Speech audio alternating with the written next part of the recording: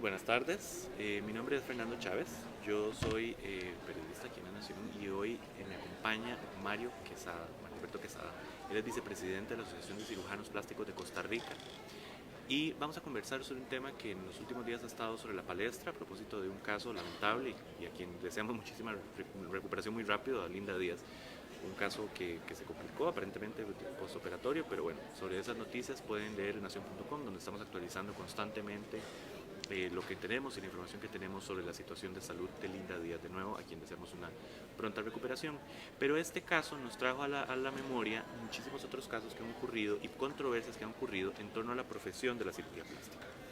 Y por eso es importante que conversemos en detalle sobre cuáles son algunos de los factores que inciden, ¿verdad?, en la seguridad de una cirugía, los factores que debe tomar en cuenta el paciente y, bueno, y todo lo que rodea un procedimiento médico y quirúrgico como al final es, ¿verdad? Claro. Mario, muchísimas gracias por acompañarnos para resolver estas dudas. No, a vos por invitar, realmente. Don Mario, empecemos por el principio. ¿Qué hace la Asociación de Cirujanos Plásticos de Costa Rica? ¿A qué se dedica?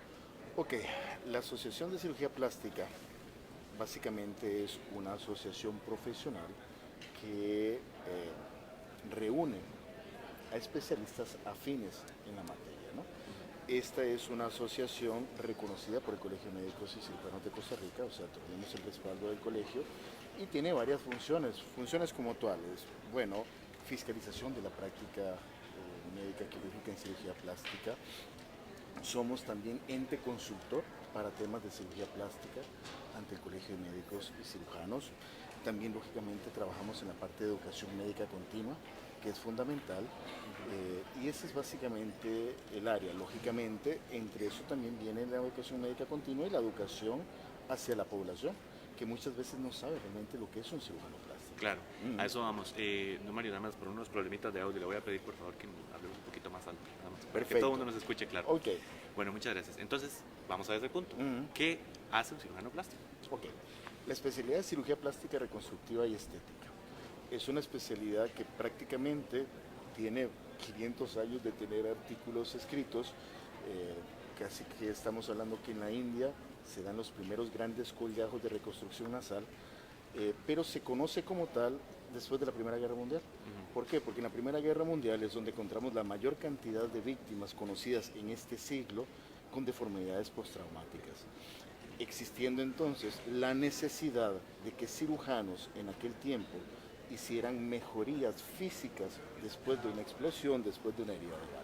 Claro. Cabe la interesante recuerdo que durante el proceso de Primera Guerra Mundial habían dos médicos costarricenses destacados en Francia estudiando medicina, Raúl Blanco Cervantes y el doctor... A mí también se me olvidó. A mí también se me olvidó, el que sale en el San Juan de Dios todavía operando. Exacto. Bueno, el otro famoso cirujano plástico, no, ortopedista, perdón. Resulta que en esta historia ellos quedan en Francia atrapados en un conflicto bélico y uno de ellos, Raúl Blanco Cervantes, y esto es historia del doctor Guido Miranda Gutiérrez, sí tiene una formación en cirugía plástica reconstructiva, haciéndolo prácticamente el primer cirujano plástico reconstructivo en el país, aunque posteriormente cuando vuelve al país se dedica más a lo que son enfermedades tropicales. Por eso el Hospital Blanco Cervantes lleva su nombre. Gran parte de las técnicas desarrolladas en Primera y en Segunda Guerra Mundial para reconstrucción de defectos son los que actualmente también utilizamos o dieron pie para lo que son procedimientos estéticos más adelante. Claro. ¿Cuándo empieza más o menos el procedimiento estético, digamos, a convertirse en ese... Prácticamente en esa razón, de los años 20 a los años 40. Y ya comienza, ojo, no es el centro, porque ahí viene, claro. Para ser un cirujano plástico, primero tenés que ser un cirujano general y posteriormente los 3 años de cirugía plástica, prácticamente 2 años y medio son de cirugía plástica reconstructiva. ¿Por qué? Porque necesitas primero saber cómo reconstruir una mama antes de poder mejorarla. Tienes que saber cómo reconstruir una nariz antes de poder tocarla en punto estético. Y así sucesivamente. Siendo los 6 últimos meses de la parte estética. Porque ya una vez que vos sabés las técnicas reconstructivas, es aplicar las mismas técnicas en la estética para buscar ese efecto. Entonces es importante que sepan que un cirujano plástico no es solamente estético, el cirujano plástico estético y reconstructivo. Ese es el primer gran hito que tenemos que entender. Entonces, ¿qué ve un cirujano plástico? Reconstrucción mamaria postcáncer, cirugía de mano, cánceres de tejidos blandos, también los vemos nosotros, microcirugía, quemados, por ejemplo, las unidades nacionales de quemados de este país, el Hospital San Juan de Dios y el Hospital Nacional de Niños son manejadas por cirujanos plásticos. Claro. Todo lo que es cobertura de defectos, todo eso lo vemos nosotros, malformaciones cráneo-maxilofaciales, trauma facial.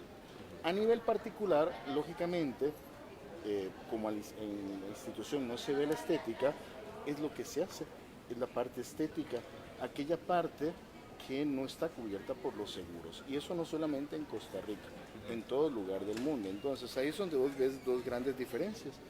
Lo que se hace por un cirujano plástico a nivel institucional y lo que hace un cirujano plástico en su parte particular, que es precisamente la cirugía estética. Ahora, en total, para darnos una idea, en el país, ¿cuántos cirujanos plásticos hay, más o menos? Ok, históricamente hemos sido 65, de los cuales hay 53 cirujanos plásticos activos en este momento.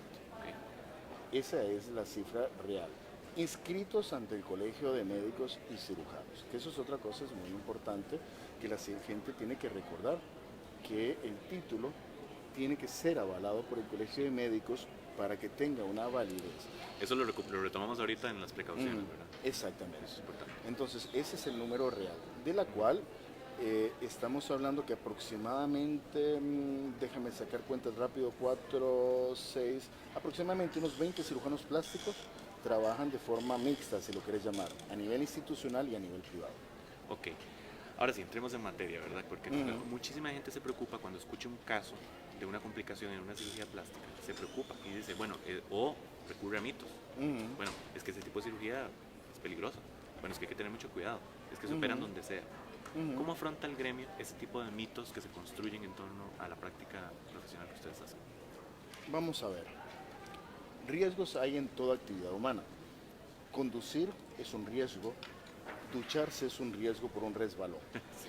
La cirugía plástica estética no está exenta de riesgos. Ahí es donde tenemos que tener claridad, entonces, precisamente, de que el paciente, a la hora de someterse a un procedimiento tan electivo como es un procedimiento estético, tiene que tener esa claridad preexistente, que no va a estar exenta de riesgos. Sí. Ahora, que no es una intervención menor, que es una intervención que va a tener, mayor. sí, Exactamente. los riesgos normales de cualquier Ahora, intervención. tengamos claridad de dos tipos de pacientes. No es lo mismo mi paciente hospitalario en el Hospital México, por ejemplo, señora de 85 años, hipertensa, cardiópata, con un gran tumor epidermoide en la mejilla derecha, que tenemos que hacerle una hemimaxilectomía, le quitamos la mitad de la cara. Sí. La tenés que operar, a pesar de que sea un riesgo moderado quirúrgico, Sí. porque es una tumorectomía, ¿no? Entonces ahí hay un riesgo calculado. Normalmente los pacientes estéticos, en su gran mayoría, son pacientes sanos. Sí. Y ahí tengamos también un concepto muy importante.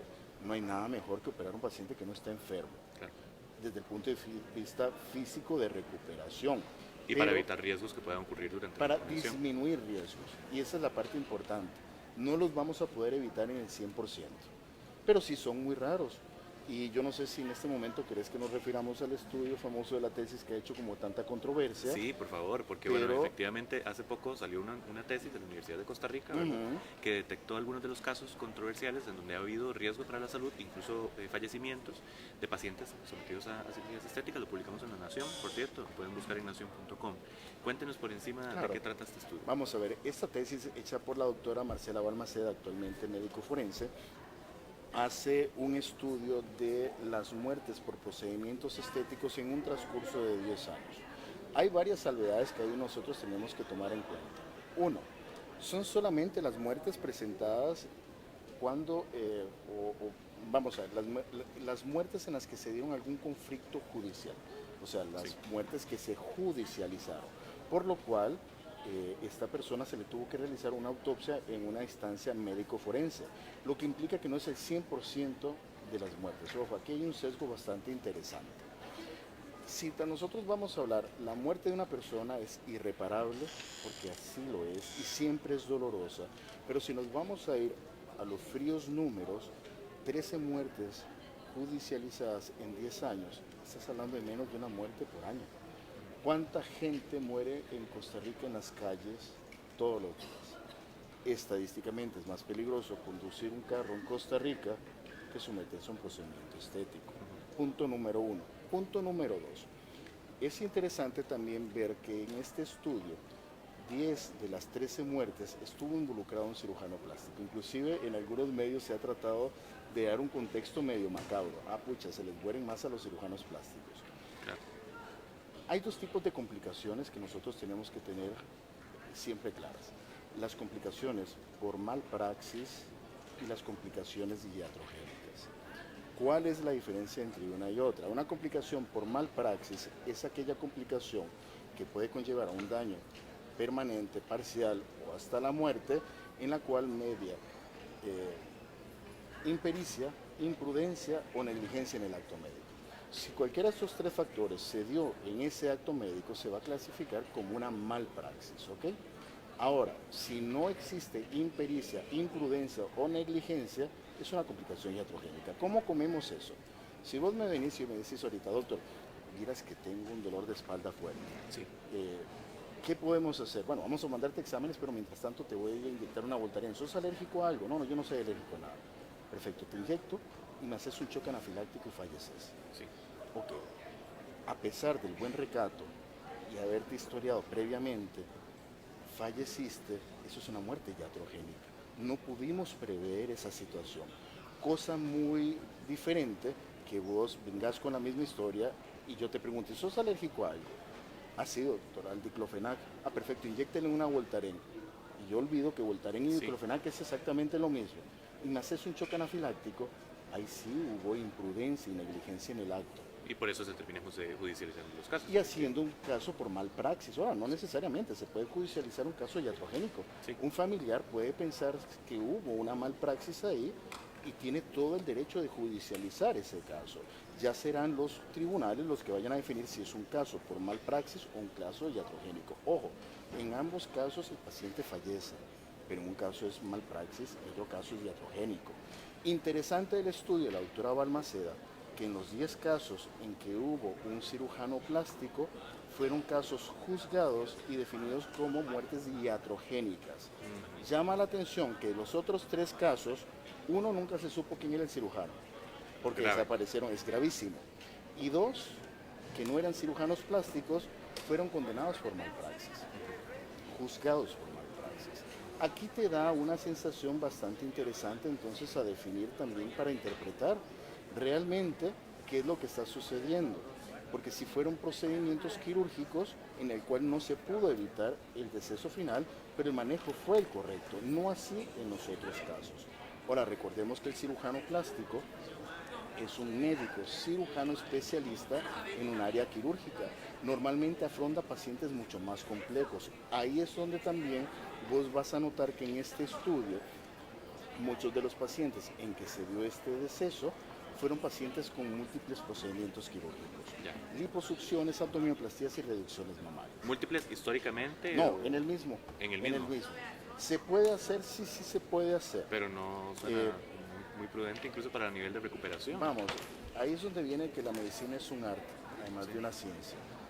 Si vos me preguntas personalmente, yo soy muy conservador a la hora de abordar mis pacientes quirúrgicos. No hay una contraindicación absoluta en hacer procedimientos quirúrgicos múltiples. Si sabemos que entre más largo es una cirugía, entre más trauma vayas a producirle, más posibilidades de comorbilidades vas a tener. Ok, entonces, muy probablemente ahí hayan algunos hechos. Llama también la atención del estudio que 9 de esas 13 muertes me dio una liposucción, que eso es bastante interesante. ¿Por qué? ¿Qué ángulo le podemos encontrar a eso desde el pero punto de vista lo de la que práctica? pasa es que acuérdate que fue una tesis de graduación. Realmente esa tesis no venía a evidenciar algo, porque no tenemos material adicional. Muy probablemente también tenemos que tener claro que la liposucción es uno de los procedimientos más efectuados en el país. Entonces, ¿Sabemos un número? ¿Tenemos alguna noción? Es que no podemos tener un solo número. Bueno, pero calculate más o menos. Si somos 53, no estamos hablando de médicos, no cirujanos plásticos, que también tenemos que sumarlos, ¿ok? Pero si tenemos 53 cirujanos plásticos, sácate un promedio no sé, hagamos un promedio bajo de 5 liposucciones por mes. Ya por 50, y cerrémoslo, son 150. No, 200.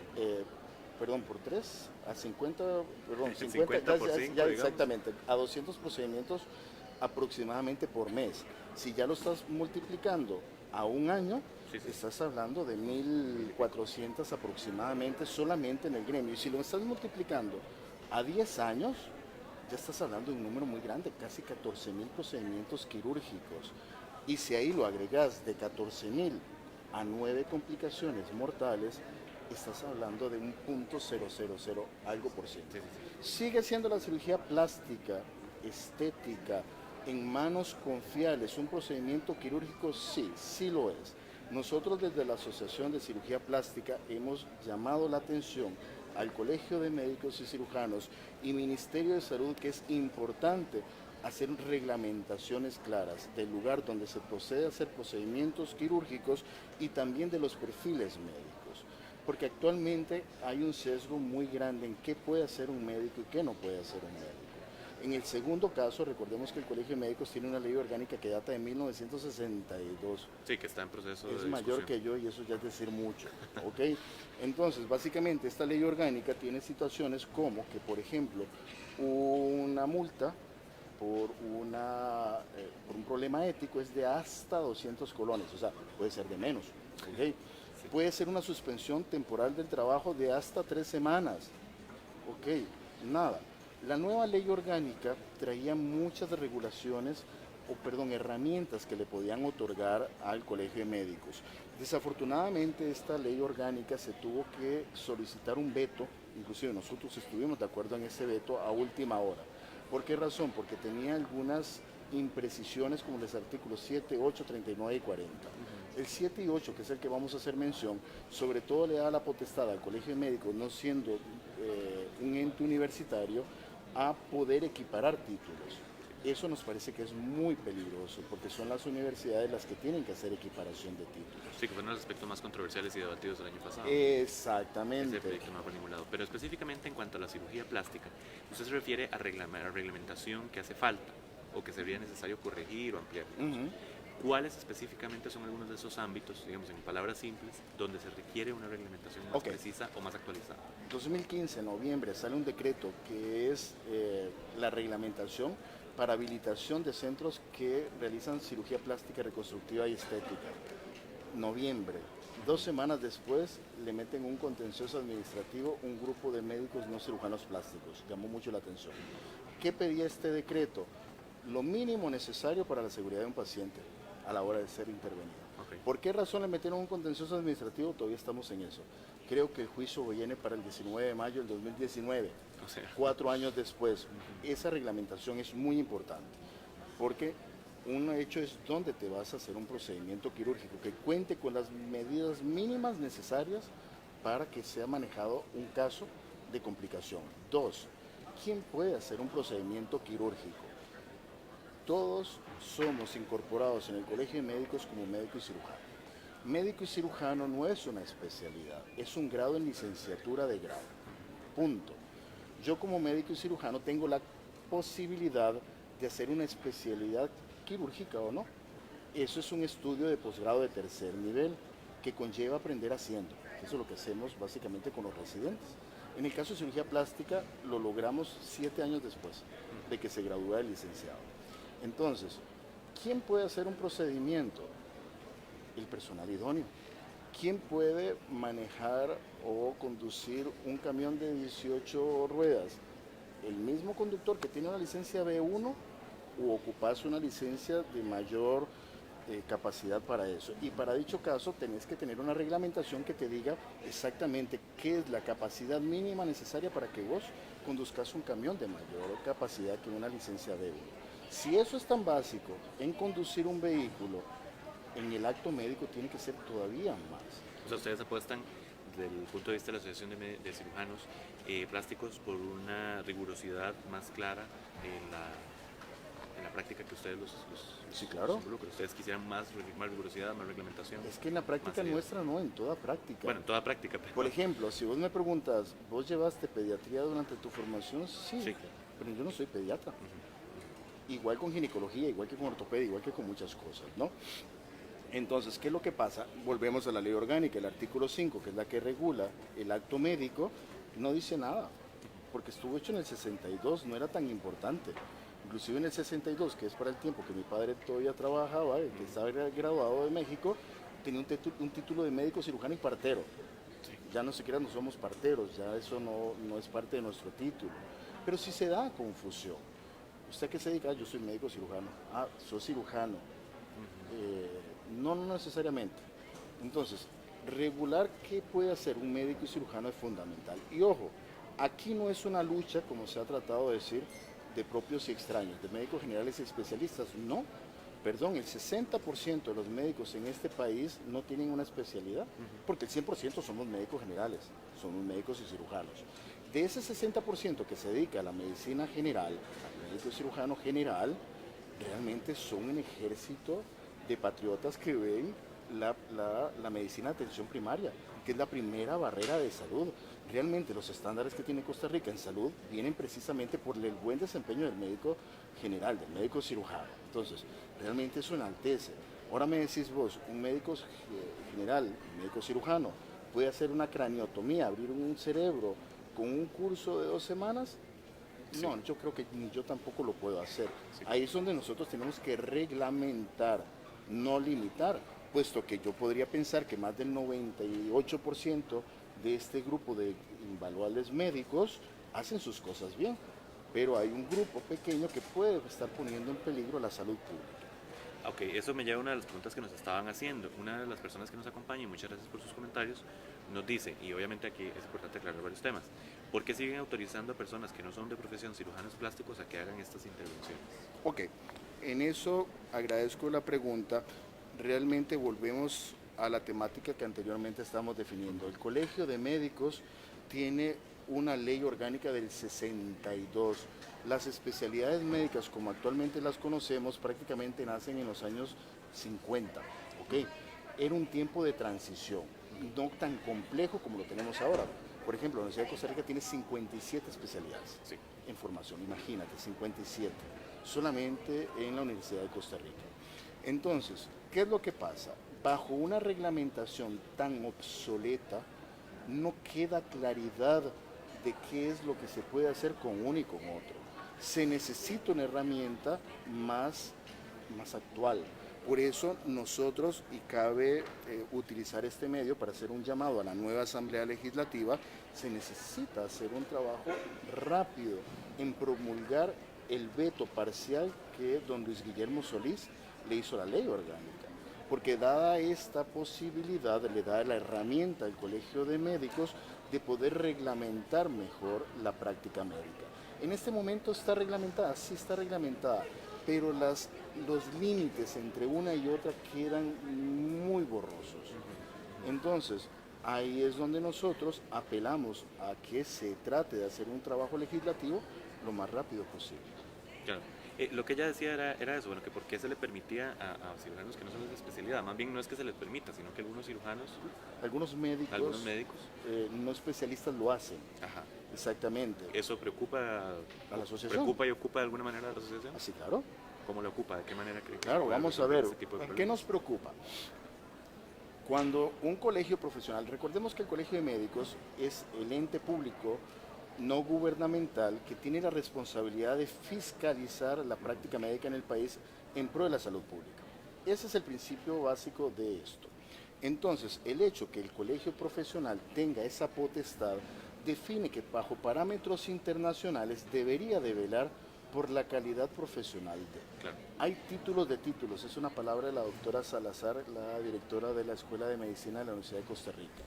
Por ejemplo, hay universidades en Europa que hacen 4 años de carrera de médico y cirujano y no hacen internado rotatorio, que inclusive en muchos países de la Unión Europea ese tipo de títulos son mal vistos. Sí, claro. Ahora, en Costa Rica, si nosotros no tuviéramos una reglamentación que defina qué calidad de títulos es, cualquiera estaría a la libre. Ese es el mismo principio, ir a hacer una rotación de un par de meses, o por ejemplo, nos hemos encontrado con maestrías online, maestrías en las cuales la persona recibe toda la capacitación por vía internet y eventualmente va a ver operar un mes en toda su formación. Sí. Y le otorgan un título de maestría en X cosa. Nosotros consideramos como formadores de especialistas que es imposible formar un ente quirúrgico de esa forma. O acaban de inventar una fórmula que en el resto del mundo nadie conoce. Claro. Ojo, yo soy coordinador nacional del posgrado de cirugía plástica y nos cuesta 7 años de un muchacho y una muchacha 8 horas al día, de lunes a viernes, haciendo guardias médicas cada 4 días para poder llegar a otorgarle un título. Eso me lleva a una pregunta que nos hacen por acá también. ¿Cuáles son las consecuencias para estos, comillas, disque cirujanos no especialistas al cometer estas prácticas con consecuencias negativas para los pacientes? ¿Qué tipo de consecuencias puede haber para alguien que emprenda un procedimiento? Vamos a ver, especializado? recordemos que al final de cuentas, el último lugar donde se va a juzgar eso es un juzgado, que puede ser un juzgado penal o un contencioso administrativo. Sí. ¿Qué consecuencias puede haber? Que si hay impericia, imprudencia o negligencia en el acto médico actuado, pues se pronuncie un proceso de malpraxis, que siendo el caso de un proceso penal, puede conllevar a cárcel más eventualmente los daños. Okay. Si es un civil resarcitorio, que es el otro grupo, pues viene más a la parte económica, ¿no? Pero, bueno, esas son las consecuencias. Claro. Para finalizar, creo que es importante lo que comentamos ahora temprano, bueno, que es un procedimiento que como todos lleva riesgos. Es decir, que también hay una cosa de la responsabilidad de la persona que se quiere someter a una cirugía estética, ¿verdad? De una cirugía de este tipo, de estar claro de que tiene que ser responsable con quien nos lo dice mucho en las preguntas, por eso lo estoy comentando, de el lugar que elige, ¿verdad? Y de dónde se va a someter a esta cirugía. Claro. Cuando yo soy paciente y quiero operar, ¿en qué me tengo que fijar para estar seguro de que estoy yendo con la persona capacitada, de que estoy yendo con la persona idónea?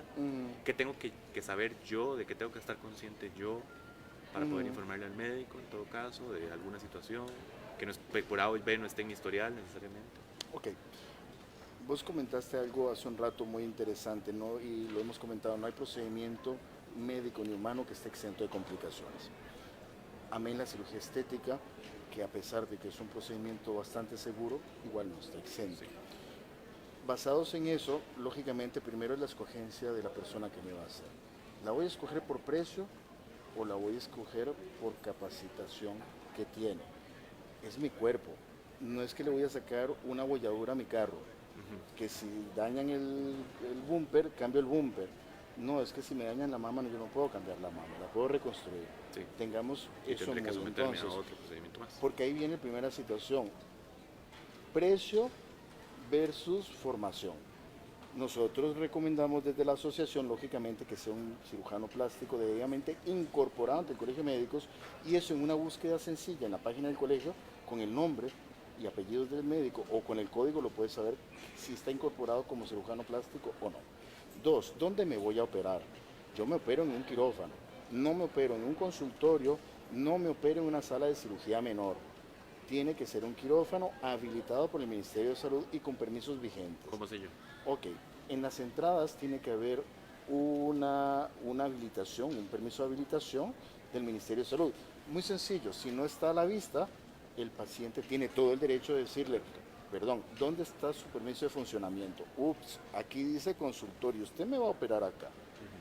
O aquí dice cirugía menor, usted me va a hacer mis implantes en una salita de cirugía menor. Tiene que ser en un quirófano. En un quirófano, ya sea ambulatorio u hospitalización. 3, tener claro que va a tener que someterse a una historia clínica. Ahí hay un secreto profesional.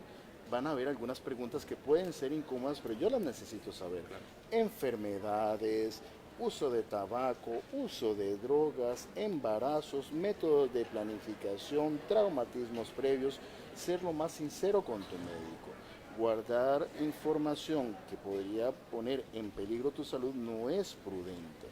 Número 3, perdón, 4, yo soy el que estoy haciendo enredos hoy en la tarde. El punto número 4, recordar que si alguien te está prometiendo resultados maravillosos del hada azul de Pinocho, póngale la firma que mejor se va. Es medicina. Los resultados no necesariamente van a ser siempre los mismos y agregado a eso pueden haber complicaciones posoperatorias. Ajá. Número 5, recordar que las complicaciones posoperatorias no están dentro del presupuesto hecho. Doctor, es que yo me operé y tuve una complicación después de mi liposucción y me tienen que operar de nuevo. Hable bien con su médico que cuáles podrían ser los costos de esta situación. Eso es sumamente importante. Entonces, creo yo que es básicamente eso. Y otra cosa, a veces no tener la idea de resultados inalcanzables. Ya. Si yo siempre he sido de contextura gruesa, no voy a esperar a tener una contextura delgada después de una liposucción con una cintura de tal. Por eso refiero, cuando a usted le están dando posibilidad de resultados mágicos, tenga muchísimo cuidado y sobre todo le dice, no te preocupes, y además esto es facilísimo y no hay complicaciones. Le están mintiendo con todos los dientes. Ok. Perfecto, muchísimas gracias por ayudarnos a cubrir y dar unos consejos, sobre todo para las personas que estén considerando someterse a una cirugía estética de este tipo. Muchas gracias por comentarnos todo esto y por darnos este repaso de historia y de los reglamentos que están en Costa Rica. Podemos profundizar en esto, por supuesto, en posteriores notas en La Nación y en nación.com, donde encontrarán algunas notas referidas a casos recientes y también a la tesis que mencionaba el doctor, que hace un recorrido histórico de cirugías de este tipo con complicaciones, con las salvedades importantes que mencionaba el doctor. Muchas gracias y buenas tardes.